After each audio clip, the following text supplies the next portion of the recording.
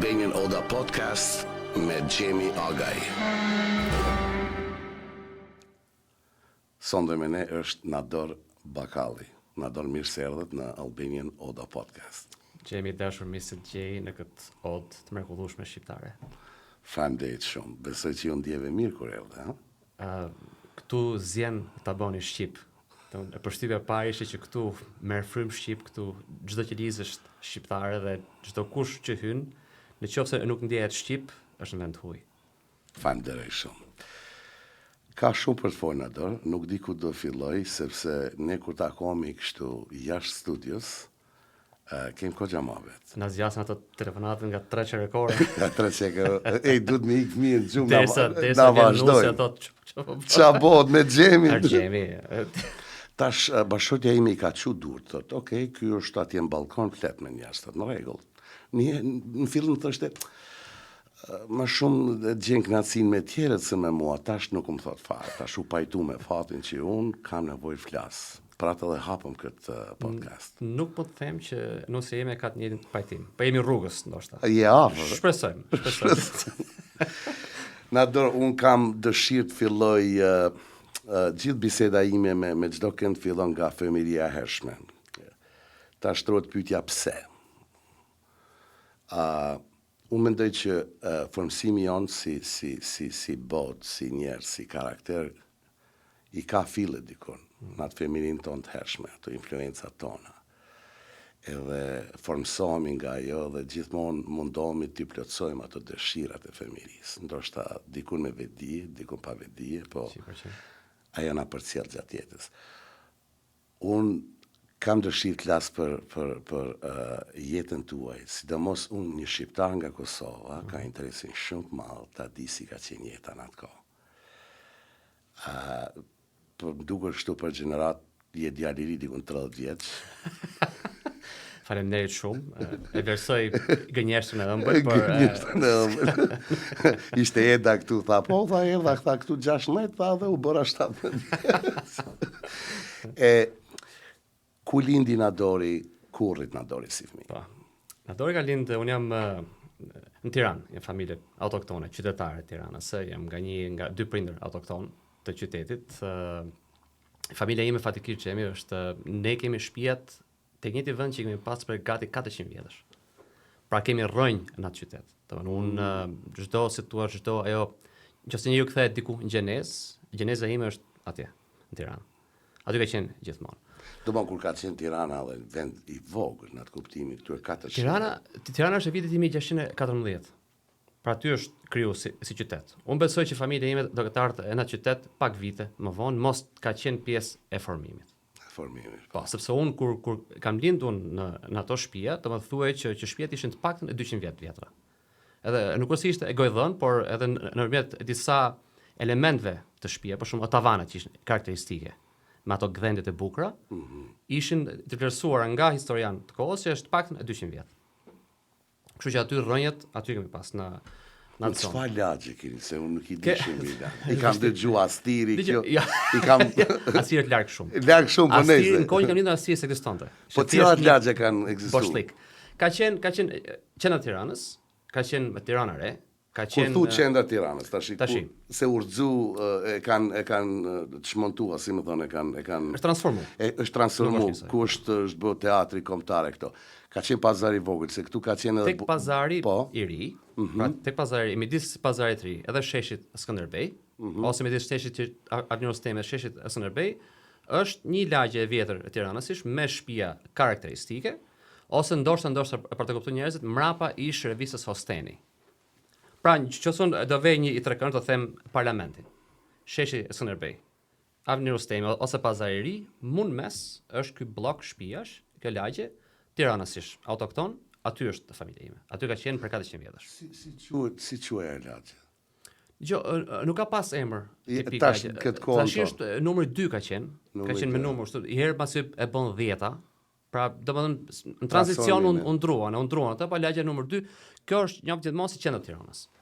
Pra kur folet për qendrën, qendra e vjetër e Tiranës është kjo. Qendra e re masaj është si thua pak më në jug perëndim të qytetit, që është qendra e re e Tiranës, pra që filloi edhe rruga Durrësit, Ansori, jo vetë rruga Durrësit, rruga Kavajës, ato janë autentike të vjetra, por degëzimet e tyre ka qenë se thua është zhvillimi i ri i Tiranës, pasi u bë Tirana e re, që ndërtu u bën ato që quhen pallatet e Agimi, përballë atyre shallvareve që është ai brezi i Lanës, që i bën. Unë jam rrit tek zona e teatrit kombëtar, tek zona që ka pasur quhet pallati i pionerëve, ke pazaririt, të ato fushat e vjetra të futbollit, me plun, me gjithë ato mangësit, por edhe kënaqësitë e rinisë. Ervin ke lutit ato fushat? A më ke qenë tjetër latë, Ervin, ha? Unë e kam dash gjithmonë Tiranën, e dua dhe do ta dua gjithmonë. Për neve shqiptarëve të Kosovës, dhe një kohë gjatë Shqipënia ka qenë si gjithmonë edhe mollë ndaluar, por unë gjithmonë kur shkoj atje, mbushet shpirti. Nuk di pse. Sidomos kur ja ta tregoj një emocion shumë interesant. Isha me shokun tim Shkelqin Bunjakun, edhe shkuam, ishte dimër, muaj janar, fundi muajit janar, dikun ose fillimi muajit shkurt. Mirjeta më dërgon një foto këtu, kishte rabor në Toronto. Ne ishim ullum të teatri aty i operas, edhe jashtë pinim kafe. E bjen të djelë. Në perëndim ka qenë mazite, me sigurisht, se djelit e mazite. Po, mazite. Edhe thash, ishte, do thot dimër. Po. Nane me do thot. Me që ko vend të letë, në është letë shumë. Pa gjupa trashe, pa shumë. Thash o zoti ma, thash, si e lam këtë. Si e lam? Si e lam këtë. Për ku ike me ku shkuam. Do të se, çfarë transformimi ka ndodhur? Unë e di që ka ende shqiptar atje, edhe pse gjysma popullsisë iku edhe Shqipëri e Kosovë, po ai diell është i papam. Nuk ka ashtu as ndjesi, as pak ndoshta unë kam nostalgji tash. Jo. Se ku e pyet një Tiranë që kanë beta aty thotë, ha mo daj. Hajde ndromi atë se. Jo, nuk e thot Tiranë, unë them që Tiranësi në brendësitë vet, edhe me gjithë 1001 hallet që mund të ketë, Tiranësi prap zemrën në Tiranë ka. Pra unë them drejtën nëse një herë m'jepet mundësia dhe Zoti më mundson që të kthehem aty, kthehem me dëshirën më të madhe. A ka vërsi, po më ka vërsi plot. Sa të dush. No, ka këtu e ku dush ka jeta. Po e vërtet. Është kudo. Ne zgjodhëm largimin jo prej vendit. E zgjodhëm për atyne që i shkaktuan vendit atë që është sot. Për ka diferencë të madhe. Ne sikim për vendit. Dhe ikim për njerëzve që e morën dorë vendin. Pra kjo është thelbi. Unë besoj se është njëta edhe për Kosovës, që kishte një derivat tjetër, kishte tuajin, serbin. Po. Pra, nëse kishim këtë. Ne të keqen e na bëri joni. S'na bëni huaj. Po nëse që t'i kthejmë pak e fëmirisë time, unë jam rrit me i shpi Xhemi që nëse do ta përfaqësoj do të thojë që ishte një ambient jo konformist. Pra unë jam rrit në një shtëpi ku në një dhomë lexoj Kurani dhe e këndoj Kurani edhe falej në mënyrë të fshehtë, ndaluar, ndërkohë që në dhomën tjetër bëhej një mbrëmje nga i mat me shok, me shoqe, me ato microfonet me bobina, me muzikë moderne të kohës, muzikë të huaj. Pra një shtëpi jo konformiste. Që ka pas edhe lindjen, edhe perëndimin. Të gjitha bashkë. Të gjitha bashkë. Pra të dyja këto që unë i përshkruaj ishin mollë të laluara në komunizëm. Asnjëra s'lejoi. Por të dyja ti përfundoi shumë keq. Qofse ka pashë. Por familja i kishte kalu këto peripeci. Ndoshta kemi raste të flasim. Kështu që unë në këtë ambient jam rrit. Pra si karakter, formësimi im i hershëm është jo konformist. Kam vetëm konformizëm të bestimit tim sot. Të tjerët janë gjitha për të vënë pikë pyetje. Familja ka qenë fetare. Patyshim. Fetare gjithmonë. Së gjyshi im ka qenë teolog, i studiuar në Istanbul, ka qenë gjyqtar në Tiranë, pra ka di quaj në atë kohë në vitet 20. Ka di gjyqtar. Ka qenë gjyqtar, ka qenë teolog, edhe domethënë pashtu edhe nga së gjyshi, nga krau tjetër nga krau gjyshës. Ai ka qenë bile deputet shqiptar i Dibrës në Parlamentin Jugosllav. Në atë kohë të ish Jugosllavi. Flasin në kohën e Jugosllavisë, flasin për para kohës zogut. Flasin për vitet e 20. Në atë kohë formu Jugoslavia mbas paktit të Versajës në vitin 1919, ku përfundoi lufta parë botërore në 1918 dhe si më thonë, u zgjerua, i mori gjitha ato republika dhe u kriju mbretëria e tillë si quaj, slovene, kroate, po. Stërgjyshi im ka qenë deputet i zonës Dibrës, i Dibrës Madhe që quhet sot, që ka qenë bashkë atëherë, Dibra Madhe me Peshkopia, i Dibër ka qenë. Masi u bë madhe e vogël ajo. U nda Dibra Madhe, edhe ka qenë atje edhe së gjyshin dhe historitë thonë që së gjyshin dhe serbët kërkuan ata vrasin, domethënë ishin ato gjërat e kohës, largohet për në Selanik, vjen në Shqipëri dhe Zogu si pragmatist që ishte, si figurë pragmatike, i ofron poste, e bën kryetarbashkia në Sarandë, kryetarbashkia në Burrel, kryetarbashkia në Lushnjë. Kështu që domethënë si thosh paraardhësit e mi ka qenë të përfshim në shtet formim do quaj unë, në aspekte ndryshme. Po familja Bakalli. Po. Kallën Gjakob Bakalli, ka ndaj lidhje ta merr mendja, ka mundësi ndaj degëzimi më hershëm, që nuk dihet. Nuk mund ta them drejtën, sepse kam dëgjuar shumë gjëra, kam dëgjuar që familja e Bakalli domethënë ka versione nga më të ndryshmet. Po se ka Bakallin në Shkodër, ka Bakallin në Elbasan, ka Bakallin në Korçë, ka Bakallin në Kosovë dihet tashmë ti sapo e the. Nuk di të them. A ka qenë degëzim? Ka një të vërtetë që në kohë Zogut shumë bjemra janë ndruar. Si janë?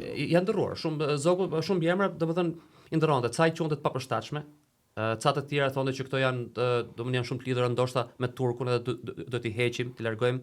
Një pjesë për shembull, nuk lejonte Zogu që ti të mbaje mbjemra fshatra për shembull. A, me thonë sigur jam kashari, po them, po marr një thjesht një fshat, po. Na dor kashari, jo. Nuk Zogu nuk e preferonte gjërat të tilla, nuk e lejonte. Kështu që ishte një periudhë që edhe mbjemra thuhet që familja ime ka pas mbiemrin e Beqari e përpara. Thuhet. Por unë nuk kam një dokument që të them që është i tillë. Së gjyshi im, me çka kam parë tek dokumentat turke, për flasim për arkivat turke, është i lindur në vitin 1838, mos gaboj. Edhe është me emrin Hasan Bakalli. Aty. Pra nëse ka pas ndërmjetëme ka qenë i përkohshëm. I mëhershëm. I mëhershëm ose i përkohshëm dhe shty prapë është bë Bakalli. Më thuaj, pse Tirancit me o, si thoni ju, nuk i thoni Tiranas. Tiranc. Jo, po shumë rëndësime ditë, kam shumë shok nga Tirana. Janë shumë kështu allegro, janë kështu shumë piano, janë njerëz të butë, të mirë, të mohabetit.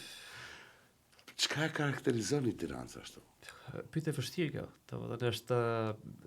Është ti thosh njeriu tash përkufizo shpirtin. Nxirë shpirtin dhe përpara, edhe hajde nxirri një shpjegim. Shtrydhe nga shpirti dhe nxirë shpjegimin. Unë nuk po them që janë më të mirë se të tjerë. Mos të shkuptojmë. Asun se them ku. Çdo qytet ka të mirën e vet, ka karakteristikën e vet. Po tirancit janë kam një perceptim ose mund të jap një version timin të kësaj. Po. Se mendoj unë. Pra, tirancit janë dallu për njerëz të qetë. Jo konfliktual, njerëz që janë të qefit, përgjithsisht të ndershëm, përgjithsisht ndjekës të ligjit, pra ndjekës të rregullave, kështu jemi përkufizuar ne historikisht. Unë mund të them që ndoshta kjo ka ardhur sepse para tirancit nuk kanë qenë shumë, pra bëhet fjalë për 100 familje që janë mbiemra autokton të Tiranës. Nuk kanë qenë shumë dhe duke mos qenë shumë, deri diku kur Tirana bë kryeqytet, punët i kishin në Terezi. Pra i pjesë e mirë ishin tregtar, i pjesë e mirë ishin e biznesmen. Pra bën tregtime jashtë, së gjyshi im çonte mushkat me taksit kohës, llogarit rrugën e Gnatja. Po, via Gnatja, rrugën Gnatja që shkon deri në Stamboll, nëpërmjet Selanikut edhe të tjerë. Së gjyshi çonte mushkat me njerëz, bënte transport njerëzish me mushkat. Pra ishte e biznesmen.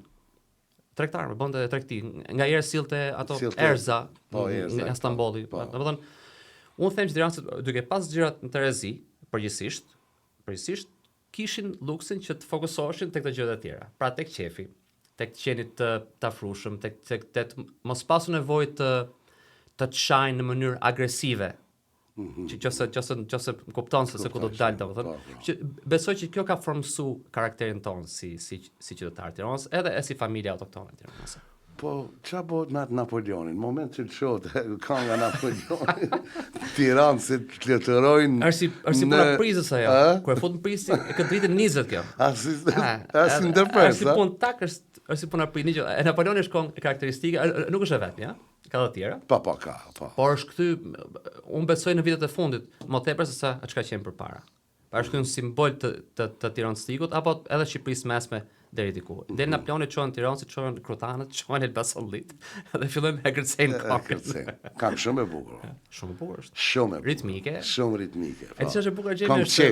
Ç'është e bukur gjemi që kur vjen këngët shqiptare, ka të një që ti e merr vesh në vend. Kjo është e Shqipërisë mesme, a është e Veriut apo është e Jugut, sepse melodinë aq të ëmbla secila në mënyrën e vet. Pra, ne kemi ritmike, e kemi atë klarinet në zgjatur, po kështu e kanë edhe Jugu, për shumë ato ritmet e mrekullueshme, që ato vallet rritin aq bukur kur punon ato këngët. Veriu e ka ato vallet e bukura shumë ritmike që pak njerëz i kapin, sepse të lodhën janë shumë me ato kërcimet e larta kështu. Unë mahnidhem kur i shoh ato. Ervin, të lutem ma sjellat librin se dua të las librin që sollë me 1200 këngë. Dua ta tregoj, është një libër është punuar nga një autor në Kosovë, që ka atë shumë këngë. Ka atë shumë këngë popullore, nga trevat e ndryshme, që ndonjëherë thom, ka mundësi t'jen 5.000 apo më shumë. Nuk e di sa janë. Kisha pas qef me ditë. Po është ja,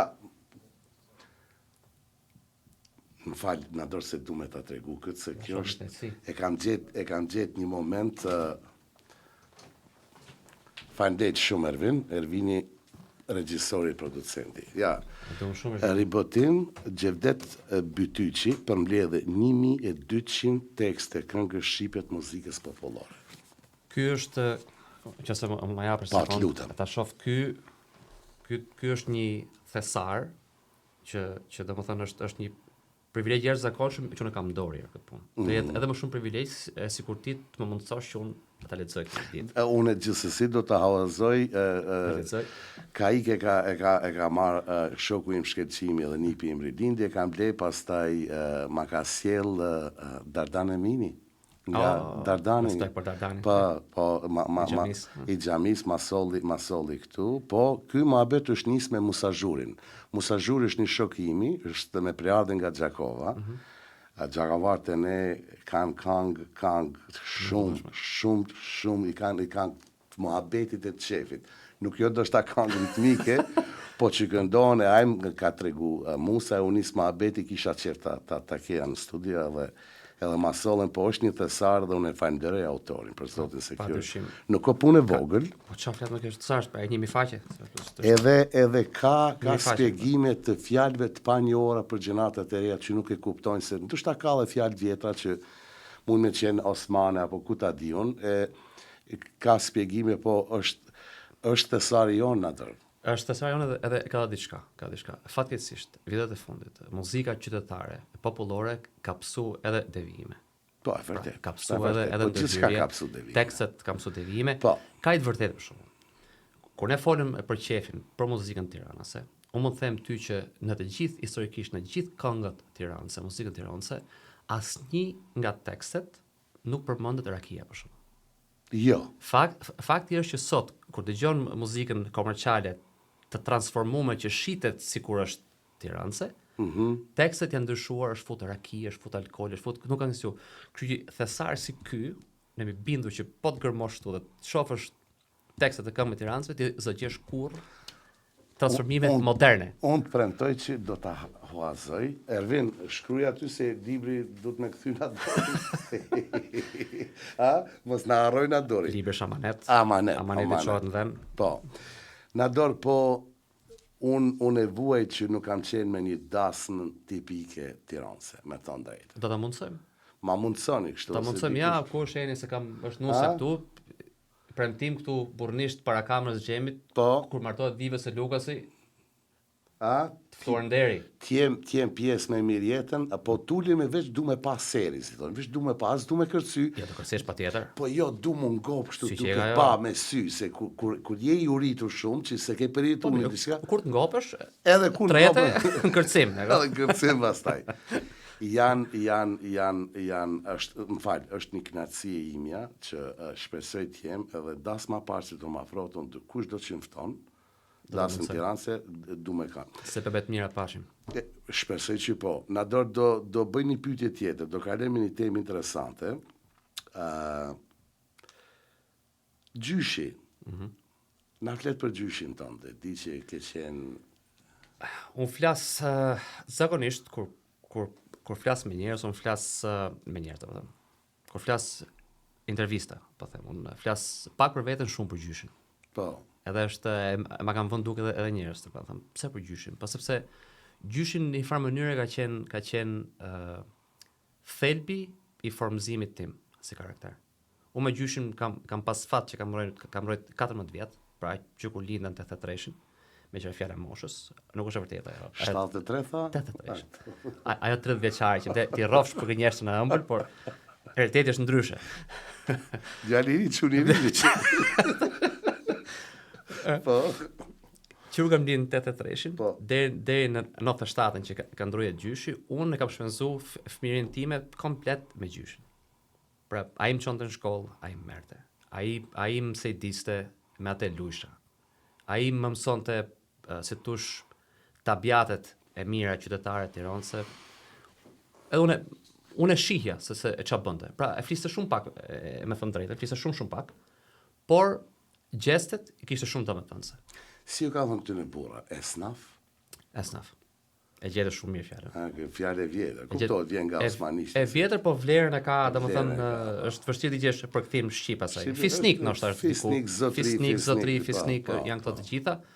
Gjyshi i përmlidhet të gjitha këto cilësi. Po kur ka lind gjyshi? Është kohë zogut apo më herë? Gjyshi është e 1906, në mos gaboj tash.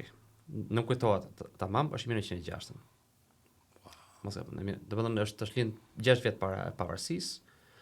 Ka studiuar në Gjermani, pra ka bëhet të njihet si shkolla Fulsit në Tiranë. Shkolla amerikane.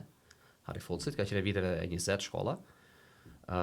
Më pas ka shkuar në Gjermani për studime dhe është diplomuar si inxhinier hidroelektromekanik në Universitetin e Midweidenit në Gjermani. Çfarë vite? Sigurisht vitet 20. Po flasim më përpara luftës tash. Tash po për afërm luftës. Pra po flasim në vitet lufta e në 39-ën, gjyshi do të ardhë nga Gjermania, ndoshta pra 1906-ën, po themi 16, 10 vjet, 26, 20, rreth viteve 20, afër 30-s, ndoshta. Para se ma në pushtet partia. Po, para se marr. Po, edhe punon në administrat, gjithmonë ka punon në administrat. Gjyshi ka ditë gjermanisht, do të thotë. Gjyshi fliste 5 gjuhë huaja. Fliste gjermanisht, fliste italisht, anglisht, frëngjisht, fliste edhe hungarishtën.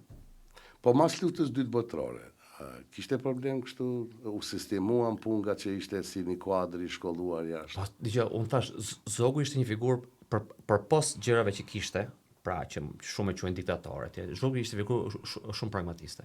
Zogu edhe kundërshtarët e vet i ndihmonte. Zogu e ka ndihmuar Fanolin. Zogu i dha bursat e Enver Hoxhës. I pagoi shpenzimet e kurimit Fanolit. Domethënë edhe pse kishte kundërshtar betuar, domethënë ishte pragmatiste ai si njeri. Pra, të shkolluarit, ata që i perceptonte si njerëz që i duan shtetit, ai të gjithë i sistemonte. Pra edhe gjyshi punoi në administrat deri në gati në fund të luftës. Sigurisht, një pjesë të luftës gjyshi ndihmonte partizanët. Por që është fare ironike për atë që bën më vonë gjyshi. Pra ndihmonte partizanët me ndërlidhje. Se nga që ishte inxhinier, edhe njihte si thuash ato teknikat, se si bësh i radiot ndërlidhjen e kohës, i bëte edhe ndërlidhje. Për radio që merreshin vesh me njëri tjetër. I ndihmoi shumë partizanët, se mos qetat e zonës Dajtit. Pra që është pjesa e lindjes së Tiranës. 45 në gjyshi arrestoi me akuzë qesharake si një domethënë një këto armiqtë të zakonshëm anglo-amerikanë, domethënë akuza shfaqje sharake. Nga që ka qenë edhe i shkolluar jashtë. Ishin një grup të që quajten intelektualit e shkollës së Fullësit. Pra nuk ishte vetëm gjysh aty. Ishin me ndoshta 30-50 veta që e hëngrën, që thashun ne, domethënë trosh, për të thënë trosh e hëngrën. E hëngrën sepse ishin shkolluar, njerëz trafinuar dhe përbën rrezik për sistemin. Bëri 2 vjet hetuesi gjyshi dhe gjëja e më interesante që unë e vetëm një herë e kam thënë publikisht është që me shumë se ai do dilte nga burgu, sepse akuzat ishin fare qesharake. Edhe po të shohësh edhe dosjen, kam dosjen e gjyshin në shtëpi, e 900 faqe. Sigurimi i shtetit. 900 faqe. Ke gjetë në arkiv? E kam gjetë në arkiv, po. Babi ka shku, e ka marrë, shoqë zotit ekzistonte, se shumë janë fshihen, janë djeg. Po babi e mori. Aty edhe vetë, si thua, agjentët e sigurimit shkruanin që këto akuza janë nuk pinuj. Nuk ngjis. Nuk ngjis, domethënë janë gati, domethënë fantazi. Gjemi. Edhe gjyshi me shumë mundësi do dilte, por në vitin 47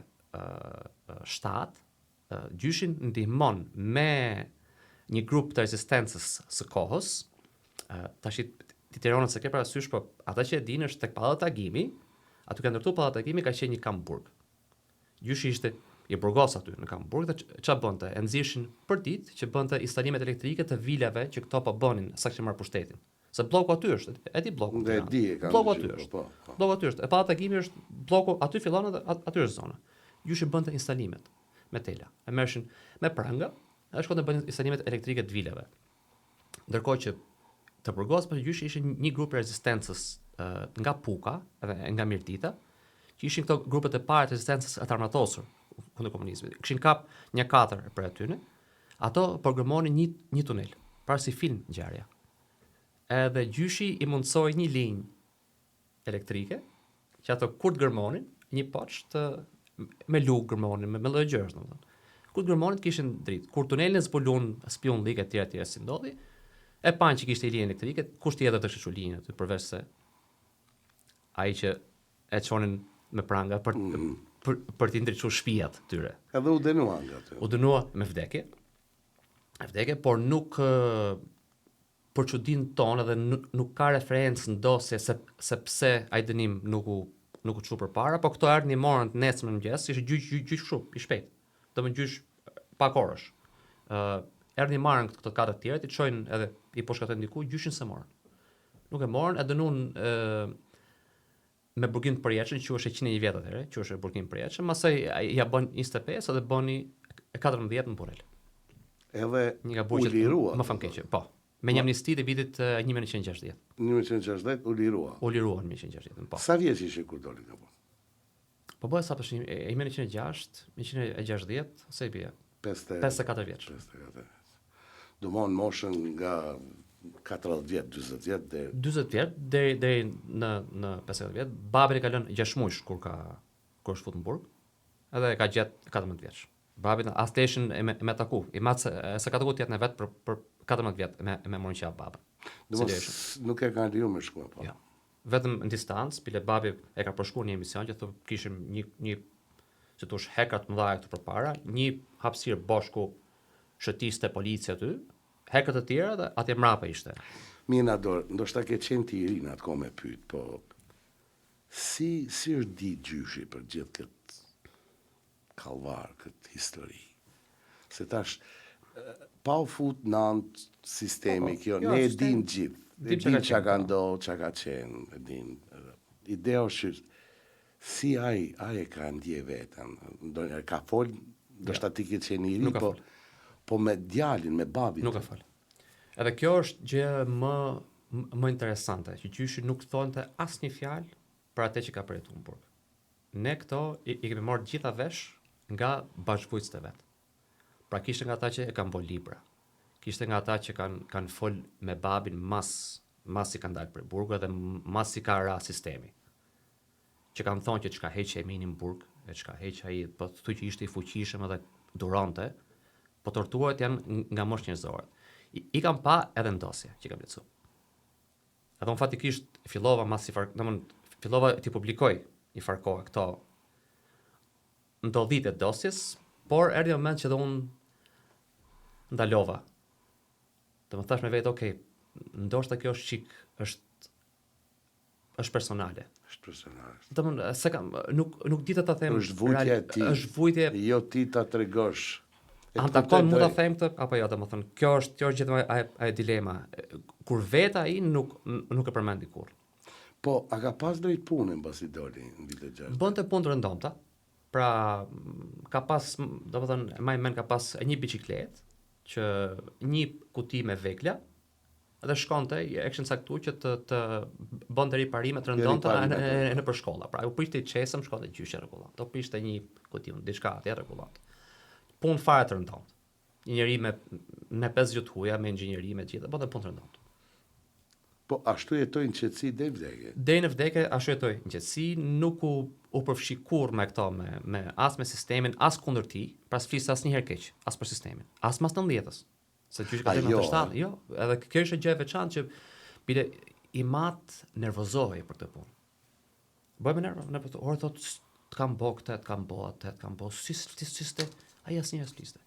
Tash unë më vonë, domethënë duke u pjek, duke lexuar pak për atë që quhet drejtësia tranzitore, pra që e përjetojnë vendet, e kanë përjetuar vendet ish komuniste, asnjë se kalon mas dorës se kemi lënë ne. Pra ballafaqimi është bë kudo. Në çdo vend ish komunist të Europës lindore, përveç nesh. Ne si me i ballafaqu kurrë. Mendon që është e qëllimshme kjo? Po 100% qëllimshme. Si mund të jetë ndryshe? Kur e bën gjithë dynjaja rreth teje edhe ti je një ishull që sigurisht që qëllimshme. Ka shkaktuar dhimbje kjo të madhe për çarjen. Shiko, problemi është si shqiptari i Kosovës. Nuk mbyllet plaga. Jo, nuk mbyllet. Kjo është çështja. Domethënë është interesant kur takohen dy shqiptar nga Shqipëria. Unë jam për shembull aty në mes, gjuha e trupit, komunikimi tyre dallon kur takohen dy shqiptar të Kosovës. Po. Është një pafajsi e jonja shqiptarët të Kosovës. Ha, ku jeti? Çapo pikoj ti për burr. Oj, ku na jeti? Ndërsa te ju është një... Unë kam admirim të jashtëzakonshëm për kosovarët. Unë mendoj që sistemi e ka bë që me qenë ai muri është një ftofsi, nuk di si do të shpjegoj mirë se nuk do të ketë kuptohem. Pas shpjegon sakt. Po është interesant dhe unë mendoj do shtrosh të vjen nga sistemi, nga e vujtja. Mbrom ka dërguar një text message dikush, një mesazh edhe këtë temën shqiptarë Kosovës të Shqipërisë tha ne jemi shqiptarë dhe ju jeni shqiptarë. Tha ne jetuam ndryshe nga ju jetuam ndryshe nga ne. Por do ishte mirë ta njohim njëri tjetrin më shumë, po tha dhe diçka tjetër që nuk dua ta them këto. Këto dallimet ka të bëj nga sistemi, unë mendoj. Unë them se po. Ne kishim vujtje nga jashtë. E huaj. Dërsa sistemi ishte edhe ne kem vujtur në Kosovë. Kuptimin që e di do një më thënë vëllezër nga Shqipëria, po ju dolet ju e pat këtë e pat. Yes. Dëgjom, liria lëvizjes nëse është 20 kilometra, nuk do të thotë që është liria lëvizjes, se është vetëm 20 kilometra. Liria lëvizjes është me dalë kur don ti, me shku ku duash e më kthy. Iniciativa e lirë, sa që liria gjuhës. Liria fjalës është kur ti e shpreh një mendim caktuar pa pas frikën që i ke bërë. E represionit. Kuptohet, pa urrëti, ha? Po. Se tash edhe më çu me bë propagandë, të dikush tjetër thotë, hey, unë ty të si më të padis në gjyq për linçim. Po. Kjo liri, këtu që e kem përjetuar ne në këtë shtet, kur jam ardhur, nuk është liri që e kem përjetuar atje. Padyshim. E këtu është ndryshe. Amerika Veriore ka këtë konceptin që monopolis ekziston, po i e lirë për tonë gjithë shka. Po du mu këthy të dallimi mes vujtjes tonë dhe vujtjes tjuve. Tash unë e di ka shokët mi që spajton, thotë jo nuk kem vujt. Po, është e vërtet, nuk kam vujt gjithë. Ti jem dakord, s'kan vujt. Por shqiptari s'ka qenë i lirë. Shqiptari nuk ka qenë i lirë. As ato në kufinit, s'ka qenë i lirë. Ky është thelbi. Shqiptari nuk ka qenë i lirë as kënej kufinit, as anej kufinit. Ajo që me qenë shqiptar. Po, ajo që ne vuajmë, pra që unë vuaj të kuptoj domethënë që deri diku zemra më dhem, shpirti më dhem për shkakun që juve ja u boi huaj. Edhe deri diku e kuptoj. S'po shi huaj. Ç'es kupton është si mund të ta bëj joti. Është dhimbja më e madhe. Joti më si mund të ta bëj. Unë këtë domethënë se kam shpjeguar dot kurr. Pra një urrëtie kaq e madhe nga joti ndaj tatit. Domethënë kaq të fortë ishin këto ndarje, këto botë kuptime, këto ideologji sa të marrin, të marrin jetë njerëzish, janë vrarë 6.000 veta në kopaqe. 45 vjet. S'jan pak më xhemi. Janë mund të kesh me qindra mira të internuar. Edhe të burgosur. Burgosur, familje të shkatruar, familje vetëm. Po 6.000 zyrtarisht janë vrarë. Aq thuan shifrat. Ca thon më shumë, ca më pak, po ja po themi 6. Domthon, s'është pak më vëlla. Domthon është tramë e madhe. Megjithatë, do ishte gjëja më e natyrshme sikur kjo plagë të gjetë një formë të mbyllët, pra të gjetë një formë paqësimi, një formë ballafaqimi, si lexoj unë për shembull dosjen e gjyshit tim, edhe lexoj ato vujtjet, ato trauma të tmerrshme, ashtu edhe nipi i persekutorit. I persekutorit do të lexojë ato gjëra. Të shohë çka ka po para si vet. Po, s'ka faj. Që bashkë, jo nuk ka faj. Absolutisht jo. Na skem në shqiptar gjithë. Absolutisht jo. Kjo plagë mbyllet me një të gjem paqëtim. Po paqëtimi për mu gjetë duhet me arsh, si më thonë, qeveria, me ardhë me një projekt tillë që të punohet këtë drejtim. Ka një institut. Është bën institut, po mirë, nuk du me nënshgletsu punë e institutit, sepse edhe nuk di shumë për te, kam dëgju, po nuk kam lexuar thellësi, po pajtimi duhet bëhet me një mas më të thellë. Padyshim. Sepse sot ditë unë dëgjoj, ti komunist, ti kështu. Do të dalim për asaj. Ne jemi shqiptar, nëse dikush ka botkuptime të majta, nuk mundesh me thonë komunist. Nëse dikush ka botkuptime të djatha, nuk mundesh me thonë fashist. Jo, do të dalim për asaj. Sepse e majta dhe djatha në Kosovë në Shqipëri, në trojet shqiptare, ka dallimet majtën e djatën këtu. Padyshim që ashtu është ke 100% drejt. Nador, do kalojmë një temë tjetër. Kthehemi tek familja dhe ardhja në Kanada. Je i martuar, na thuaj si u takove me Enin. I martuar jam. Eni o këtu, po s'na tregove do të rasim Enin këtu nga tregti. Nuk i shpëtoj dot të vërtetës. Të lutem, Jam i prangosur me të vërtetën. Mos thuaj Enin pa mua këtu. Ja, kallzo drejt. Legjenda urbane, si beson njëri atë. Nuk ti ha njëri atë. Po, me jemi njoft vitin 2004, unë kisha ardhur në Kanada në vitin 2003. Pra kam ardhur këtu fill mas marimit të gjimnazit, kam ardhur për të bërë universitetin këtu. Edhe kthehem për herë të parë në 2004 në verë. Si çdo emigrant, ai vrulli verës, ato dëshirat e mëdha, 21 vjeç. I ri, me jemi njoft rastisht në një klub nate, unë takoj rrugës një shokun tim në blok, më thot kam ditëlindjen. Pa do vish, them po mirë. Jam me ca miq, po i lej këto kur të marrë ashtu dhe po vi atë ku je ti. Edhe shkoj i gjej këto. Në klub natë jam njoft rastisht rreth orës 3 të mëngjesit. Me Enin. Kam shkuar atje dhe i çunim ka thon tekstualisht Elvini shoqim, i ka thon Enit, edhe të verifikojnë nëse po nuk po them vërtet, i ka thon kërce pak me kët kanadezin. Ky ka qenë shpreha tekstuale që ka përdorur fjalë për fjalë. Dhe Eni ndoshta se e kuptu. Nuk e di, e thon, e mendoj që unë nuk fol çfarë shqip. Po kërcejmë neve kjo as si fjalë. Munohesh unë munohesh. Po çka do munohesh, më thoni fjalë kështu, atë dhe muzika lart, ndoshta kjo hiç çfarë. Çfarë po? Edhe unë si them diçka, nuk e di çfarë thash një gjë të rëndom, kështu the. Po pse më thon flet shqipti? Po si e kam mësu para ty. Para 9 muaj thash që kam mikë, nuk kam aq shumë që kam mikë, s'kam. O zot. Edhe kështu njoftëm.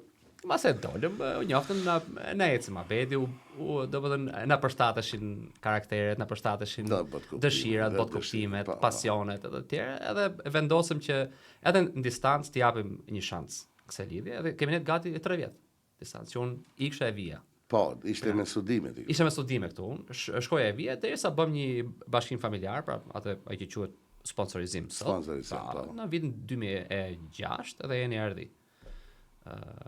Atë vit ose 2007, tash let të korrigjoj kur të marrem. Jo, për datat ta falë. Datat ta falë. Mos e bë më. Po vetëm unë shkrujtë, më në fund. Po. Edhe që atëre që në 2004, që kur si thush i hodhëm ato bazat e para, që atëre u pa që kjo kishte diçka. Jetoj dhe në fund. Po. Që ishte një mori shina e punë. Mori shina e punë dhe nuk domthon ca gjona i thjeshtoi, ca tjera i komplikoi. Po. Si çdo.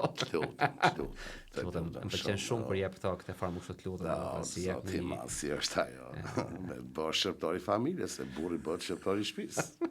S'ka tjetër. Okej. I di mirëta këto? Po të fiks janë. Një burr ka për detyrë çdo gjë që ndodh në shtëpi, të jetë aty gati. Do diçka, u prish ajo, jepi drejtim.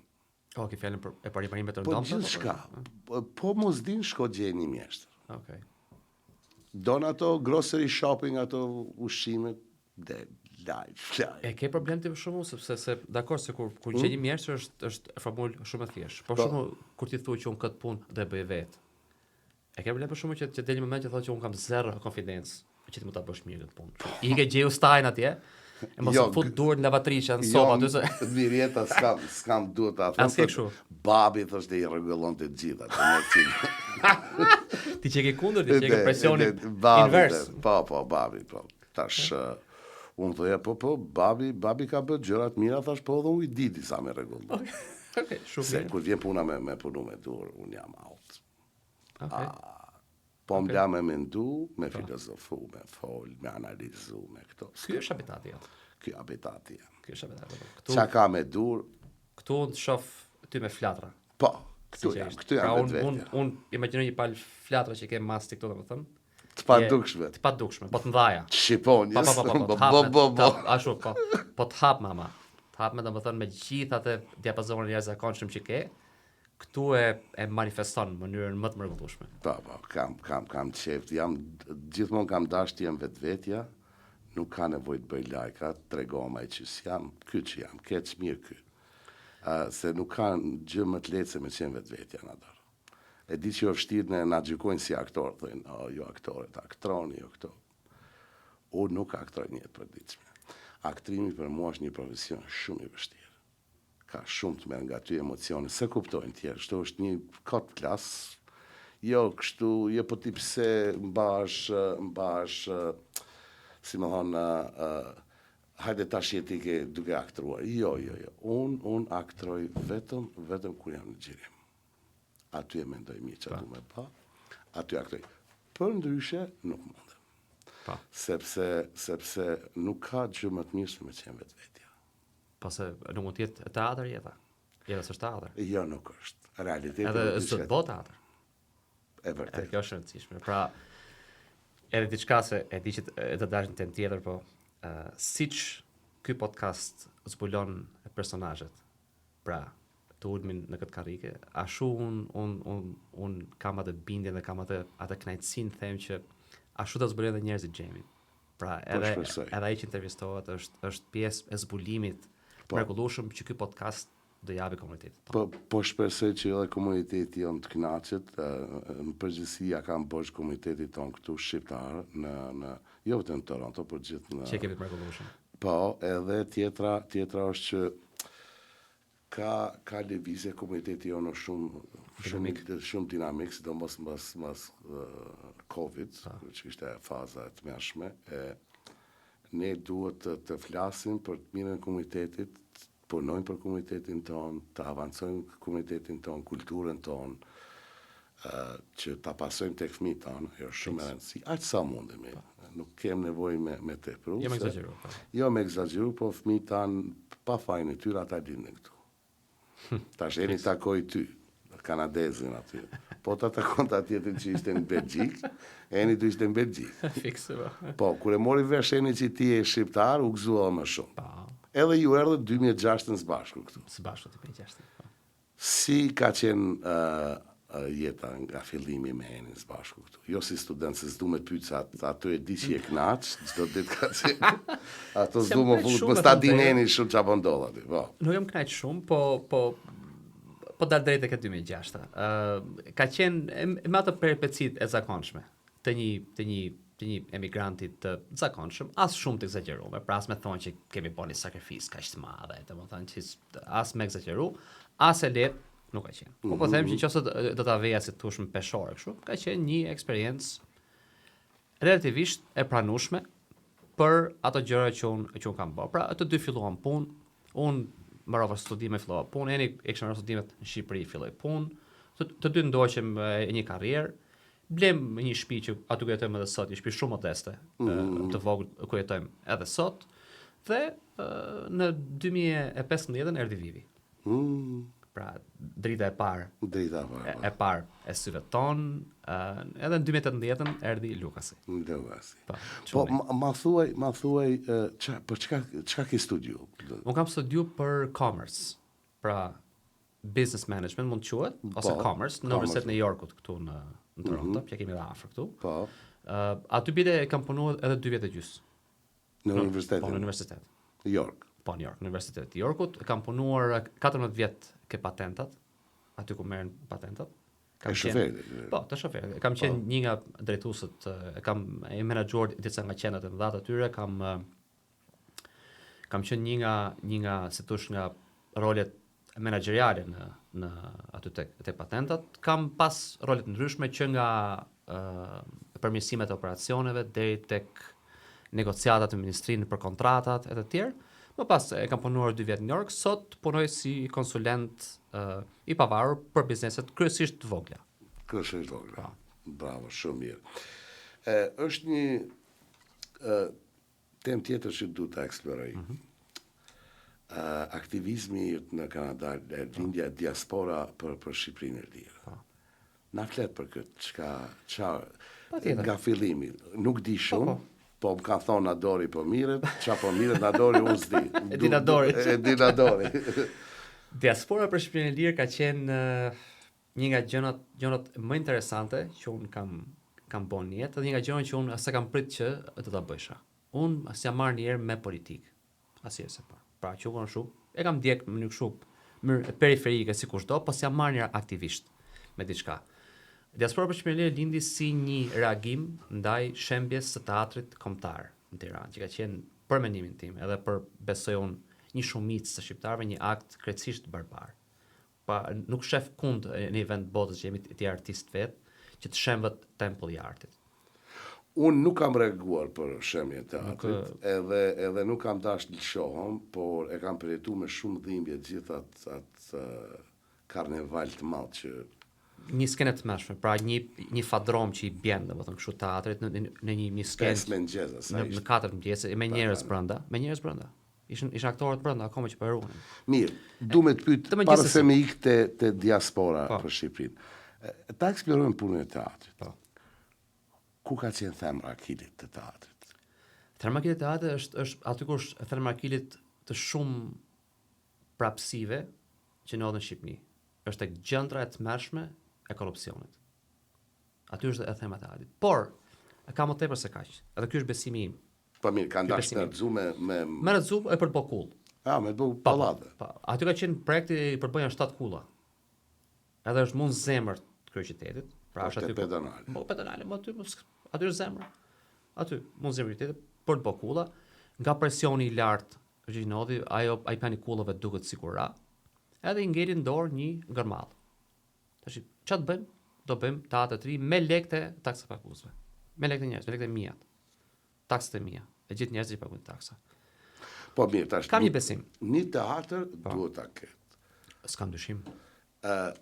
Unë tash më pyet mua, nuk du me dal që ata aktorë që kanë bëhet betejën për teatr.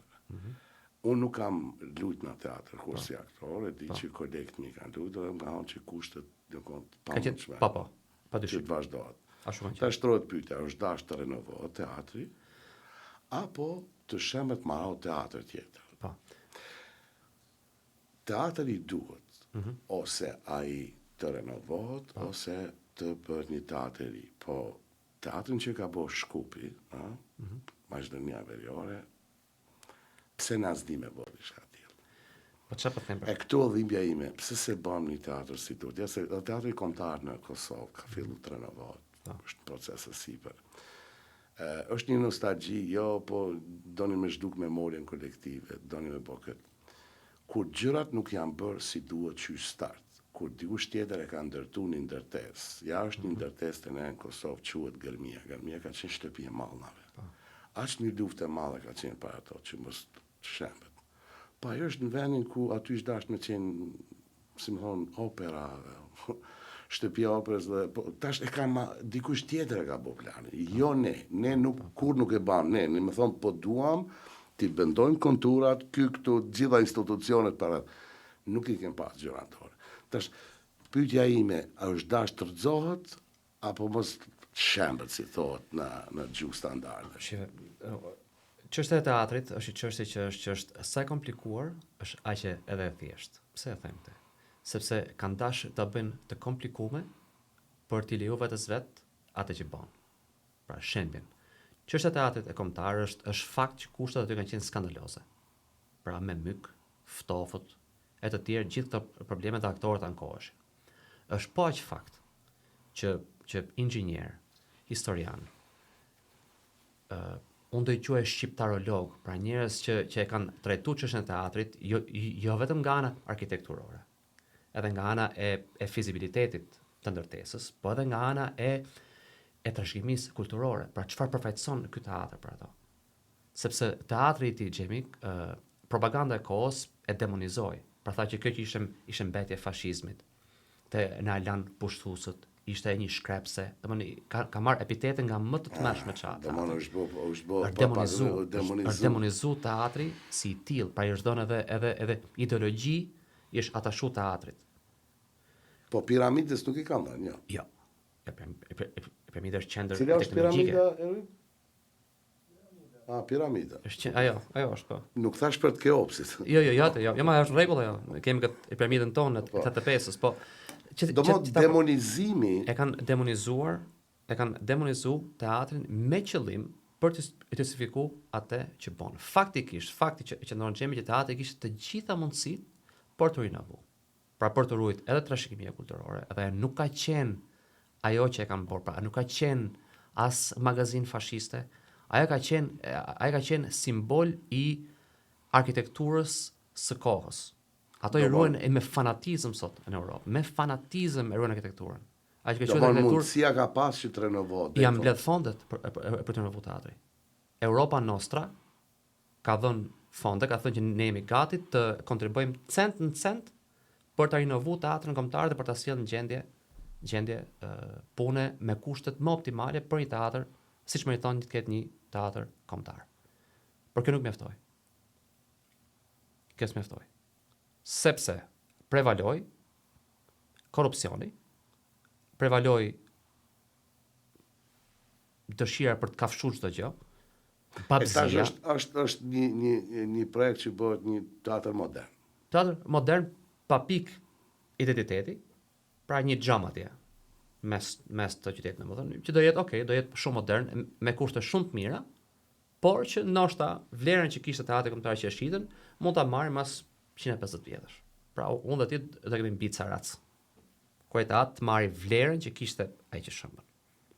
Pra kjo është problemi i Xhemi. Edhe unë do më fshirja e memorjes kolektive. Fshirja e memorjes kolektive. Edhe unë them që kjo çështje, edhe ky është besimi që e kalon edhe për te korrupsioni. Kjo është ka të bëjë me sindrom të vitit 0. Pra historia fillon me mua, thot ai. Kjo është histori romake. Shive Tirana ti. Tirana është i vetmi qytet, po them, kryeqytet. Po qytet po them unë. Qytet në Shqipëri i cili nuk është gërmuar ndonjëherë. Kur them gërmuar, ka fjalën nga ana arkeologjie. Po ti pyetësh son njerëz në Tiranë, për shembull thosh, sa ka Tirana, thon për shembull ka 3, ka 4, thon Petrela, Kruja, sa ato quhen, zona Tirana quhen ato. Petrela, Kruja, Preza. Kaq. Tirana ka të paktën edhe 15 kështjella të tjera. Komplet të harruara. Që datojnë që nga koha e fortifikimeve të Justinianit. Të perandorit Romak Justinian. Po. Se ngërmuar kurrë. Çfarë bë? Kanë ndërtu. Edhe diçka e për ta mbyllë ndoshta këtë. Aty kur është sot e pedonalja, aty besoj ata që kanë shkuar që ecën kanë pak atë kanalin e Tiranës, aty ka aty poshtë e ka rënoja. Kur ecën në këmbë, kur u bë pedonalja, projekti, bile i mat thonte kur ishte projekt, thonte, "Ore, këtu kur ta hapin këtë, do gjën rënoja, se un kam qenë fëmijë. Kur ka pas rënoja këtu, po i mbulon, i vun zift si për rënojave. Edhe bën rrugë aty. Edhe projekti madh me butafori, pedonalja, kështu dhe babi thotë, "Ore, do gjën rënoja kur ta hapin, ma e men." Ato e gërmone do rënoja. Domthon aty ka, po të gërmosh, aty gjen thesare të trashëgimisë tonë kulturore. Po sumor njëri, pse? Sepse ishte ideja e njeriu të ri socialist, ishte ideja e vitit 0, pra çdo gjë fillon me ne. Edhe unë them që kjo fatkeqësisht, ky mentalitet, me gjithë e betonizimin që ka pësu sot qyteti. Tirana ky mentalitet ka mbjetu, edhe është instaluar atje. Shive që me atë kullën në Tiranë me një formë fytyre. Kush është e fytyre? Po ta shoh Google. Kush do më ta Google, shivi kullën me Tiranë, është ca thonë që është fytyra e Skënderbeut. Mu më duket si fytyrë tjetër ajo. Po ta shohësh tash. Nuk e di se ja vendos ato balkonat. Një balkon e pak, një më shumë. Na dor. Do si ditë se ato balkonat mund edhe me lëviz. Po çfarë po them pra? E largova pak afroj pak, ndron fizionomia. Hiq musteqen e ve musteqen. Po, se mund të mjekra më gjatë, më shkurt se ka. Rruaj pak mjek, atë. Domethënë, kështu që këto janë gjëra që janë për mua janë banalitete. Unë kuptoj, vetëm e jap një mendim timi personal. Unë nuk jam kundër progresit. Absolutisht. Progresi është domosdoshëm. I domosdoshëm. Çdo qytet ka lënë faza ndryshme të rikonstruimit edhe por kur bën gjërat në mënyrë vullgare, kjo mund më pengon. Po po them, problemi jonë që bazamenti, nisja, kur na i nisën italianët, na i nisën ata tjerë, gjithmonë dikush, po, pse ne, a di qa vuaj në dorë, ja po të them, gjithë i them, e kam nipin tim Donati, është arkitekt. Thëm, Donat, ma bën një projekt shtëpia, qysh duket shtëpia shqiptarit, po mos shqiptarit ishte i lirë që nga koha e Teutës. Si do ishte një shtëpi e jonja? Ja, mirë ca motive nga Berati, ik pak në Gjirokastër, shkon në veri atje, ato kullat e veriut, si do duke shtëpia e shqiptarit? Dizajnë, ma bën një koncept. Me ato qfar qeremide do ishin, qfar gur, qfar drejtare, ato zinxhi. Kur nuk i bam gjërat që duhet. Për mua dhimbje shpirtërore e madhe. Ne kem identitet shumë madh kulturor, në kuptimin etnografik të muzikës, kem të arkeologjisë, të lashësisë tonë, të historisë, po kur nuk jeti ai që udhëheq procese, dikush tjetër ti udhëheq, kur nuk po bën gjërat ama, gjithë po duhet me nis nga fillimi. Po. Hajde se këta nuk e bën mirë, gabuan. Ose çfarë bëri ky prishi gjithë. Po, prishi gjithë. Fillon nga fillimi. Po, kjo tash sindroma vitit 0. Problematike. Dio problematike, po është edhe problematike kur mbas vitit 91 u shkatruan gjithë uzina, jo se ishte komponë, po te ata punu njerëz me dekada. Çka ka faj fabrika më burr? Thye. Dëmo gjithë po na luajn lojën. Ne, si më thon, po digjemi, 20 vjet, 50, 70 vjet investim, 2-3 gjenerata, u dogj, ade nga fillimi. Po sa shekuj shtu shqiptar shkuan? Pa fund. Kemi hum shekuj, pa fund. Ne kemi aq trashëgimi kulturore, kemi aq histori, kemi aq pasuri, aty sa mund të majmë me punë një armat me studius. Po. Një armat me arkeolog, me shekuj. Një batalion me gërmus, domethënë me gjitha këto profesionet edhe me gjitha profilet e veta. Vetëm Apollonia thuhet që ka 25 km. Çfarë kanë gjetur atje në Bylës? Çfarë kanë gjetur në Bylës? Po them Tiranën e me gërmu që si shkon me në njeriu. Me gërmu Tiranën ti gjen thesare. A kemi ne fermën romake aty? Që thonë që quhet tani më vjen tash as fjalët s'm vin. Nuk e di, po nuk e di Elvin. Si e kam Ervin, ke Kaunaza. Ajo që është në tokë. Mozaikun, fal, e te mozaiku, se po vite, e te mozaiku. A ke mozaikun?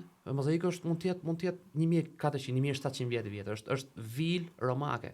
Po aty ka jetuar një ilir. Po. Aty ka jetuar një ilir. Po. Sepse romak që është në gjithë ato. Po, e vërtet. Edhe e Konstantini e prandor romak ishte, po ishte ilir. Po, ishte ilir. Po, nga qyteti Nishit. Po Nishi. Nisus. Po, ishte ilir. Domethënë, ne kemi aty trashëgimi që kush ka vullnet dhe kush ka dëshirë mund ta zbulojë edhe ne bëhemi parajs e turizmit, parajs e eksplorimit, parajs e trashëgimisë kulturore. Por betonin ku do ta vesh? Ka mundësi e për. Ka mundësi ku ta çosh? Ja bujt. I gjej, kem ca vila atje do të mi pa. I gjej. Ku bon ato te Tegua, ku bon ato vilat e bukura? Ai ishte shumë mirë. A? Çam po vendet e tjera. Shumë. Në periferi atje kënaqur, po. Pse Një qendra? lezetët ka aty. Padyshim. Bëhen periferi, unë s'jam kundër se bëhen Jo, periferi mo atje. pse? Po pse qendra? Për shembull, Tirana e fëminisë time se E ekziston. ke shtëpinë ti ende? Po e kam. Nuk është ndërtuar shtëpia. Nuk është ty. Vin aty. A do vinë? Trokasin papa. Vin trokasin një herë në 6 muaj vin, projekti i madh, bëjmë ta ngrejmë 7-8 katët, bëjmë këtë, bëjmë Po. atë. Ja, si bëhet fjalë fare. Jo, a. Absolutisht. Po, Po, un Ka rrezik që të rrëzohet një ditë vet ajo shtëpi. me mu mrena po. Me mu mrena, burëm, le të vinë atje, të po Ke vendos ti me mbajt atë. Po, s'ka nuk shite. Ajo është herllumi thon këto, domethënë është hajmali e familjes, nuk është s'ka, ajo është. Po jeton dikush aty? Prindet e mi. Prindit. Vllai im është aty. E vllau. Vllai me familjen është aty. Po. Unë atë shtëpi domethënë e kam lind, edhe dashni i madh i Zot, me një jetën e Zotit, aty do vdes inshallah. Unë ta kam borx diaspora për Shqipërinë e lirë sepse unë dala te teatri. Edhe di që po kthehemi prapë aty se po dalim nga tema se kam shumë për të folë në dorë. Edhe 6 orë kisha folë me ty. E gdhim. Po kënaqem. E gdhim. Si pasojë e teatrit lindi vazhdo të Po, lindën. lindi diaspora për Shqipërinë e lirë. Pra ishte një reagim ndaj shembjes teatrit. Më pas u kthy në një aktivizëm për kauzat që ne i gjykum të drejta për Shqipërinë, për vendin. Më kryestoria ndërto ishte vota e diasporas. Aja ka qenë, si thosh, ylli polar i lëvizjes e diaspora për Shqipërinë e lirë. Me atë jemi marrë. Për mundësinë e votës diasporës. Drejt Vote shtetasve të shtetit shqiptar që jetojnë në diasporë për të votuar për të votuar aty ku jetojnë. Edhe këtë fal aktivizmit, fal punës, fal këmbguljes, fal domethënë një përpjekje të jashtëzakonshme, ne e mundsum. Po tash ishte nisme nga shqiptarët në Kanada apo edhe dikun tjetër? Ishte grupe të shtete ndryshme. Diaspora për Shqipërinë e lirë është nis nga një miku im, Florian Haçkaj, i cili në Zvicër jeton. Jeton në Zvicër, edhe akoma aty jeton bashkë me një mik tjetër, Bledar Milaçi nga Gjermania. Pra këta dy miq të mi nisin diaspora për Shqipërinë e lirë. Unë e bashkova se to është ditë e para që është kriju televizia. Edhe ti fillove të U bëra antar i kryesisë edhe unë së tush mora përfaqësinë për Kanadan. Për Kanada. Po, për Kanadan. Që aty pastaj sot televizia është u zgjeruar në 26 vende të botës me mbi 120 gjë tilla antar aktiv. Por asnjëherë nuk është synuar që lëvizja të shtohet numrin atë të bëhet si parti, domethënë që fut antarë asnjëherë. Kush dëshiron është mirë pritur të vi, më mirë pak e sakt, kur i thon, se sa shumë edhe jashtë kontrollit. Do thotë qëllimi kryesor ka qenë vota e diasporës. Vota e diasporës. Pra, drejta. atë që Kosova, gjemi, Kosova që ora kam pik topët, pra të shpirtit tim, Kosova që ka pasur në 2010. Tash imagjinoni, Kosova ka shpall pavarësinë në 2008, ka votuar për të parë diasporën në 2010. Shqipëria ka shpall pavarësinë në 1912, si vjet 113 vjet shtet. A që bie? Për herë parë këtë vit votuan. Këtë vit kemi votuar për të parën. Domethënë është katastrofë, është e pa imagjinueshme. Sa kanë votuar nga diaspora? Votuan gati 200 vet. Domthon ka pas interes. Emri i atij shokut atyre dy, më intereson, ma thuaj njerëz. Florian Haçkaj Haçkaj dhe Bledar Milaçi. Të dy çunat, miqt mi të jashtëzakonshëm. Ai përshëndes. Hallau. Që e krijuan kët edhe me të dy me një vullnet të jashtëzakonshëm, pra për t'i dhënë vendit pa shpërblim, totalisht me punë vullnetare, pa donacione. Diaspora për Shqipëri nuk ka pranuar asnjë donacion. u krijuar zyrtarisht si një organizatë që mirët me këtë drejtë. Me këtë drejtë edhe u njohën nga gjitha. U njohëm nga të gjithë. Edhe nga, si më thonë, diaspora shqiptare. Nga diaspora shqiptare ne u njohëm edhe nga politika e botërore. Diaspora ka pas akses edhe në Kongresin Amerikan. Ne kemi taku kongresmenë të cilët nuk kanë pranuar të takohen me asnjë politikan shqiptar. Janë taku me ne, Jim Jordan e të tjerë, që nuk pranojnë as takime. Sepse kauza jonë në vetvete ishte aq e drejtë, edhe aq e pamohueshme, një premtim, një drejt kushtetuese, pra që s'keas nga ta kapësh. Sa gjithë thonë që pomër, do bënin këse. Po është premtuar shumë nga politika që t'i jepet drejta, po me vite. Me vite, po. Nuk është që e kanë mohuar ndonjëherë. Asnjëherë se kanë mohuar, po. Do ta bëjmë thotë njëri, do ta bëjmë thotë tjetri. Po. Pasi s'bëhet asgjë. Po veç tash zyrtarisht u bë. U bë sepse ne si thosh i kapëm në kraqja të s'kish ku lëvizje më. Ne shumë çështje gjykatën kushtetuese. Do më shku deri në fund. Ne shkum deri në fund, deri në gjykatën kushtetuese. Gjykata kushtetuese mori vendim pranesh, pra ne si organizatë çom çështja atje, mori vendim pranesh edhe i dha kohë 1 vit Parlamentit të Republikës së Shqipërisë për të plotësuar kuadrin ligjor, për të mundsuar votën e diasporës. Ato edhe vitin e shkelën. E zgjatën, e më tepër se 1 vit, po s'kishin ku shkojshin më. Pas s'kes, pra je të më shkon në antikushtetueshmëri ekstreme nëse nuk e zbatoni vendimin e gjykatës kushtetuese. Edhe u zbatua. U zbatua, u bë me problemet e veta, është hera parë. Kuptoj. Mirë, hapi parë.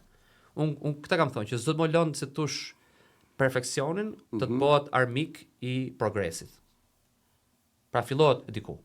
Edhe e përmirëson, edhe Kosova ka një në rrugë. Votuan 5500 veta në 2010. Po. Ti di dhe shifrat nga që marrë me këtë punë. Po. Masaj votuan 30.000, pasaj 40, pasaj 75, e të tjerë. Se ka plot shok që më thonë që nuk ka drejt me votu ai që jeton jashtë.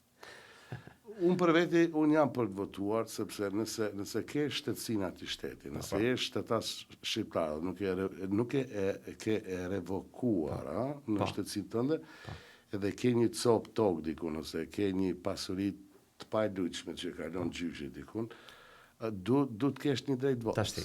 E kuptoj është debat shumë i gjëna, po unë mendoj që ky është një mision fisnik që e kam boj, përshëndes ato dy shokët, edhe kjo tregon aktivizmin e organizuar. Fiks. Kur qytetarët organizohen të bëjnë ndryshime nga poshtë lart. Tregon dy gjëra. Aktivizmi organizuar, që e the shumë saktë, edhe e tregon që kur janë kazat e drejta, shqiptarët bëhen bashkë, sepse thonë shumë që asnjëherë s'bëhemi bashkë. Jo, më bëhemi bashkë. Jo, bëhen. Mjafton ti e drejt kauza. E drejt edhe të ketë transparencë. Ke transparencë kauza dhe bëhet. A unë gjithmonë transparencë tam, edhe për komunitetin tonë këtu, kam thënë, duhet transparencë asgjë tjetër. Vetëm ajo është e vetmja gjë që e bën shqiptarin mundi mirë. Ja, Ervini e din, ne këtë studie bono mendimin e shumë biznesë. Që i falenderojmë nga zemra. I falenderojmë nga zemra, ka shumë, do t'i përmend një ditë, një nga një. Unë i falenderoj nga zemra shumë, po u bë me transparencë shumë madhe. U bë projekti, u prezentua, do bëjmë këtë, kjo kushton kaq, kjo kaq, edhe ato numrat tamam, jo me thënë hajt ma pak t'i bëj, se mos po mendoj. Hajt sa është. Edhe pranuan drejt, më kuptuan drejt dhe më ndihmuan. Duhet projektit bëhet si duhet transparenca tjetë aty në çdo hap, qoftë ligjor, qoftë takim me komunitetin, qoftë me biznes. Janë 2400 biznesë më kanë thënë kështu këtu. Shqiptare. 2400 biznese të regjistruar. Dikush më ka thënë, nuk e dia është zyrtar. Bën krenar shumë kjo shifër. Po si son bën krenar, janë shqiptarët janë kap shumë mirë me biznese, me punë, me krenarie e madhe. Unë mendoj që po u organizohem si duhet, edhe ja dalë. Mund bëjmë namën, ja dalë. Po ma shpinë shqiptarët më burse, sa aty është dhimbja ime. Aty mund dhem shpinë. Inshallah i ka ardhur koha. Zoti i madh. Inshallah i ka ardhur koha. Ato fëmijë tan takon aty, Ata fëmijë se na Ore, na do ikim Shqipëri. Inshallah bëhet e për ne. Se për fëmijët do Zoti do bëhet. Inshallah bëhet për ne që e takzojmë. Ne du ta bëjmë gjithë së bashku për fëmijët tonë për gjeneratën e dytë këtu. Që gjenerata e dytë ta ndini ndjesit krenarisë, ta kenë një vend takim. Shumë është e thjeshtë. Na dorë, duhet diçka mos të mik ky. Mbaj mend e ke majt një ligjerat për firmetaret e pavarësisë. Kur thëmë firmetaret ishin ata deputet ose delegat në atë kohë që e nënshkruan pavarësinë e Shqipërisë në vitin 1912. Unë kam qenë në atë ligjerat, po në thuajnë pika të shkuta për këtë. Historia e kombit tonë, nga lidhja e Prizrenit, deri gati në Kongresin e Lushës, është i pasioni imi. Pra, lexoj shumë, hulumtoj shumë, si amator, ose jam historian. Po si amator, ke pasion. I dëshirshëm, pra si që dhe ti që ke pasion historinë tonë, dëshimin tonë, ashtu kam dhënë. Po. Amator. Qa vune re, Gjemi, që për faketësinë tonë të madhe, po të pyesësh sot një mësues historie në Shqipëri, do të thotë se kush janë filmtarët e pavarësisë, nuk të jep dot në emra. Edhe kjo është e tmerrshme. Është e pafalshme. Do vë dimi Ismail Qemali aty. Ismail Qemali, Lojq Kurakuqi. Edhe erdhi sa buletini me Kal. 2 ditë më vonë me Kal. Bashkë me Shpend Dragobin. Kaq është. Po a ka fakësi më të madhe sa kjo? Mos dish, domethënë mos paraqesësh historinë e vendit tat. Po ka qenë 30 sa burra më. Ka qenë 7 sa fatikisht. Të ftuar në kongres. Ka qenë 74 burra, mos gaboj. Të ftuar në kongres, që do shkonin po sa nëse ishin rrugët e mbyllme. Nuk mundem me. S'mundem me arë. Sa i ken aty në 38. Do më 38 burra kanë nënshkruar. Firmatarë më të pavarësisë. Domethënë është ti mohosh këto emra ose të mos i përmendësh, ose të mos i japësh atë që takon, më duket pra të mohosh historinë tonë. Unë për vete jam habitur atë ditë kur ndëgjova atë ligjerat që shumë gjëra që si kam ditë as vetë ndëgjova. Asun si dia, as e kam mësuar në shkollë. Ata ishin nga gjitha trevat edhe ishin nga gjitha fetë. Të gjitha fetë, të gjitha trevat, të gjitha ideologjitë politike. Mbi gjithë. Po. Kishte liberal, pra që quhen sot. Liberal, kishte konservator, kishte luajal, të përshtatëve të kohës, kishte filo turq, kishte filo perëndimor, kishte filo francez, filo austriak, pra gjithse kush me ato konturet dhe ngjyrimet e veta. Ama të gjithë u puqën. Thanë duhet bërë. Po, të bërë. Firmosën, në rënë dakord, për atë deklarat të pavarësisë. Dhe ne të mos japim atë që u takon, është të mëshme. Tash imagjino për shembull ti se si trajton Amerika baballarët e kombit. Po. I kthen në mal. Po i kthen në mal. Ja bën kokën sa pallati. Edhe ju kanë dhënë shtet, ju kanë dhënë. Po çfarë në? Çfarë shteti ju kanë? I kthen në mal baballarët e kombit. Pse? 4 kanë ato atje. Ne kemi 40. Që nuk i dim asemër. Asemër nuk i dim. Ti ishe vetë ligjerata, aq grup që ishim aty, ditë një emër ishin njerëz të shifshin kështu. Edhe nuk kam fare se kam mësuar. Nuk është mësuar kjo ndiva shkollore. Nuk mësuar në ndipër shkollor. Është mësuar Ismail Qemali, që as emri s'ka pas Ismail Qemali. Si ka pas? Ismail e Bej Vlora. Qemali është titull, nuk është mbiemër. Nuk është mbiemër Qemali. Qemali është titull turk. Çfarë do thotë? Titull honorifik, Kemal, domethënë nuk e di realisht do të thotë, por është titull honorifik, pasi tu thosh si më thonë Esnaf, Efendi. Aga. Është njësoj është edhe Kemal, ashtu. Do thotë është Kemal, jo Qemal. Po, Kemal është. Më mirë më thonë osmanisht. Osmanisht është Kemal. Pra Ismail Kemal është titull. Është thosh, u di unë. Emblemi i ka qenë Vlora. Me Vlora, me familja Vlora. Familje aristokrate. Që për shkak të ndryshimit të regjimit nuk përshtatet më me atë që regjimi kërkonte edhe priste, edhe u mohua komplet. U mohua, pra u ka përshtypjen që Ismail Bej Vlorën ai nuk mund ta fshinte fare, se po çe mundsi me fshi, si fshiu Gjergj Fishtën, për ta fshi kishte. Po s'kishte, ishte shumë popullore. Pra ishte domosdoshmë e njifte e gjithë bota. Ndryshim nga Fishta që ishte brillant, po ishte më lokal. Më shqiptar. Ismail Bej Vlorë ishte personalitet diplomat i shkallës botnore. Ka qenë edhe deputet atje i njohur. Çdo gjë ka qenë në Turqi. Në Turqi ka qenë në punë së qeverisë turke me poste të larta, në rang ministri ka qenë në qeverinë osmane. Por ishte personalitet botnor. Pra i hapeshin dyert në kancelaritë e Europës në kohën, që ishte vështirë të hapeshin një shqiptari në atë kohë. Kështu që ky atë nuk mund ta fshinte dot. edhe las si qendër si figurë. E ishte i qendror, por moj gjithë tjerët. Ky është thelbi. Nador, du me të pyet këto pyetjet për të ardhmen plane, nuk du më fut atje se si dim ato plane që ndodh. Punë e Zotit. Punë e Zotit, punë e gjumë. Dëshira. Ato gratë po na lojnë rahat. Ke gratë. Ato po, mirë, duhet ndajmë nga cmupa. Edhe kthejmë çik shokun. Jo, Ervini është regjisori aty. Kthejmë kokën dhe shef reagimin atë. Përmend gratë kthejmë kokën dhe shef, domethënë se çfarë ndodh. Po filloj me qesh Ervini di që jam. Janë mirë punët. Unë du të pyes për komunitetin. Po. Edhe këtë du të eksploroj. Qa me ndodhë që duhet ndodhë në komunitetin tonë këtu? Ide, qka me ndodhë që duhet të bëhet për komunitetin tonë këtu? Komiteti jonë, Këtu e kam dhimbje. Besoj, po. Komiteti jonë është një komitet që është në raport me komitetet tjera shqiptare nëpër në diasporën, në gjithë botën, është komitet mjaft i afirmuar. Është dhe i privilegjum, është komitet i integruar shumë mirë. Zorë se mund të gjesh, nuk e di ndoshta Amerika mund të ketë një komunitet, po edhe ato kanë gjëra të tjera. Ky komunitet është jashtëzakonshëm në gjykimin tim. Pra, kur thuhet se çfarë mund të për komunitetin tonë është vështirë të thuash për shembull se çfarë mund të përmirësohet kur krahasohesh me të tjerët, me të llojit tat, me shqiptarët e tjerë që janë në Itali, në Greqi, në Gjermani edhe të tjerë.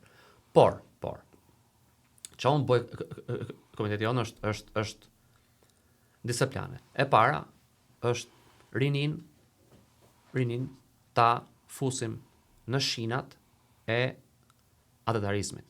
Pra unë do kisha për shumë dëshirë që një ri sotëm të mos kishte e mangësitë dhe poshjet historike që kam unë. Pra të njifte e filmtarët e pavarësisë. Pra të njifte historinë tonë me detaje. Pra të mos kishte histori të retushume. Tjetë, ajo e vogël, pak, sakt. E vogël, sakt, fakt. Një buklet i vogël. Pa ngjyrime, fare, histori faktike. Ishte ky firmosi. Nuk ka rëndësi kujt sekti përkiste, kujt grupimi përkiste, çfarë bindë të tjerë. Ato i lejmë njan. Gjithse kur të shohë vetë ato. Ishte ky burr firmosi. Ishte kjo grua bëri këtë. Të tjerë. Pra këtë them unë. E para duhet që rinin tom ta fusim në shinat e historisë vetë. E dyta. Ky komunitet i ka të gjitha mundësitë të ofrojë Shqipërisë edhe Kosovën më të mirën e vet. Pra ky është një komunitet deri diku elitar, intelektual. Kanadaja deri para duke përjashtuar vitet e fundit, Kanadaja ka zgjedh kë ka marr. Jo vetëm shqiptarët, por edhe të tjerët, po ne flasim për veten tonë, ka zgjedh. Kështu që kjo ajk e shqiptarisë që ka ardhur këtu, i ka të gjitha mundësitë, duke pas punët e veta deri diku stabilizuar, në rregull, të ofrohet në aktivizëm. Është koha me dhënë bravo në aktivizëm. U them po.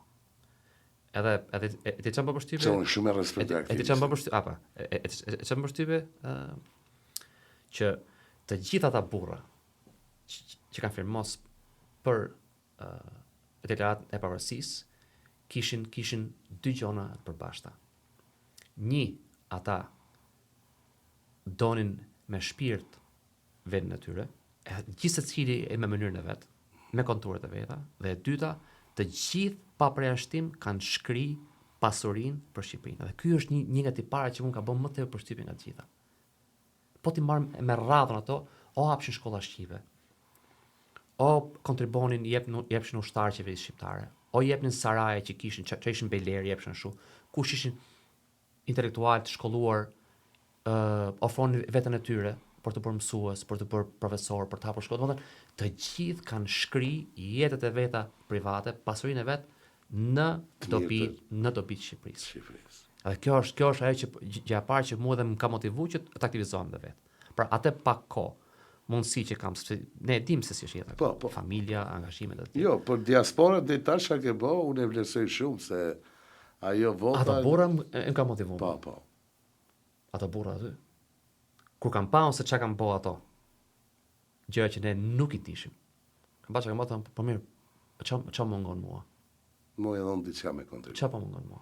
Po gjithë secili nga pak me ndihmu po tamam. Fix. Një orë në ditë, një orë në javë, një orë në muaj. Unë gjithmonë e vlerësoj aktivistin e komunitetit. Kushdo që merr nga koha e tij që ndan kohën e lirë, angazhohet, unë e vlerësoj pa mas. pa u futur ato motivet pse dikush futet komitet, cili ka motivet e veta. Po, nëse ke gjetë kohë dhe je marrë, unë të vlerësoj pa mas. Edhe unë mendoj që komuniteti jonë duhet të organizohet edhe më shumë, që të blidhen gjithë ato intelektual, biznese, avokat, kontabilista, të pasur, gjithë mbledhen edhe të mundësuar ta bëjnë një plan projekt të madh, gjatë që është duke u punuar, edhe të avancohet më shumë ai projekt. 100%. Edhe të jetë aq transparent, edhe të lobojmë që ta bëjmë atë shtëpinë e shqiptarit. 100%. Ajo është një fëmijët tanë të shkojnë aty, të luajnë takohen. Ajo është projekt i mrekullueshëm. Ajo një copë Shqipëri të vogël aty. Kush do me shfrytëzu, ta shfrytëzojnë, kuptohet ata që janë më fat, ose më punëtor, ose më dishëm që kanë po, ju takon ndoshta me dhonë bizneset na më shumë, po ata nuk do japin vetëm për veten, do japin edhe për gjithë shqiptarët tjerë. Të bon si ata filmtarët. Unë s'po hëm me shkrit gjithë. Jo, nuk ka nevoj, se këtu edhe ti e din që sistemi kanadez dhe sistemi taksa e lejon që të punohet në njërë më ndryshe, edhe shtetin të ndihmon, po na duhet një riorganizim, një shtytje më e madhe. Padyshim, unë jam e pioneri kësaj, 100% e pioneri kësaj. Unë i lësoj jashtëzakonisht ata që kanë iniciuar si projekt Shtëpinë e Shqiptarit. E përkrah me gjithë zemër, me gjithë shpirt, çfarë energjie të kem, çfarë mundësie të kem, do jem kontributor i atij projekti. Maq sa të më kërkohet, me modesti, nga hija, nga ekrani, nga kudo. Për mua ka zero rëndësi. Po. Ajo me rëndësi unë veç më tham të shtyhet përpara. Të shtyhet përpara, çfarë rëndësi ka? Se shtyhet nga hija, shtyhet nga projektori, ka zero rëndësi. Vetëm të shtyhet përpara. Është absolutisht e vërtetë që në kushtet që ky është ky komunitet që jemi këtu.